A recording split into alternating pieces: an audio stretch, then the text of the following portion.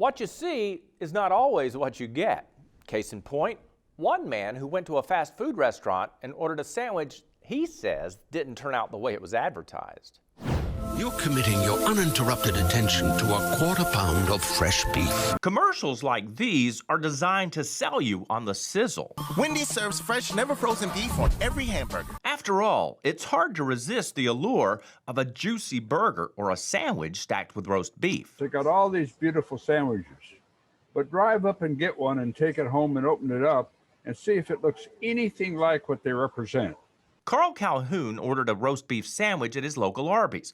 When served up, the sandwich didn't meet his expectations. So I opened it up at the counter, and I looked at it and I thought, "Whoa, wait a minute now." And I called the cashier over. I said, "Hey, is this what I ordered?" "Yeah." I said, "No, I ordered one of those up there." "Oh," he says, "that's just a picture." He felt so duped, he swore off Arby's. However, Carl did go back to buy another sandwich just to show us what he says is anything but truth in advertising. If you can see, there's places you can't see the beef around the outside of it to speak of hardly at all. Now, there's the sandwich cut half in two.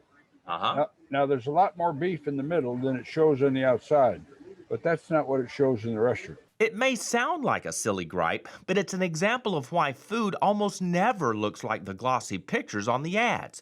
Food stylists use all sorts of tricks to make food look as appealing as possible. The process we go through on the average shoot takes several hours. In 2012, McDonald's released a behind-the-scenes video to the public.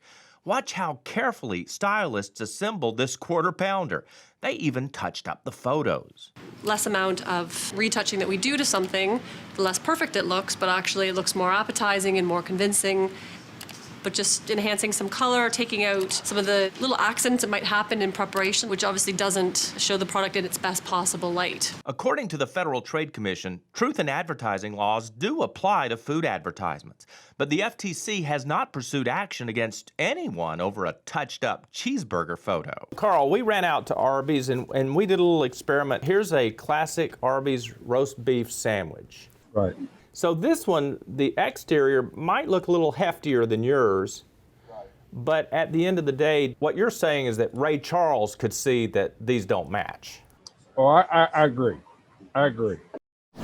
We asked Arby's about its food advertisements and whether it uses food stylists. We never did get a response.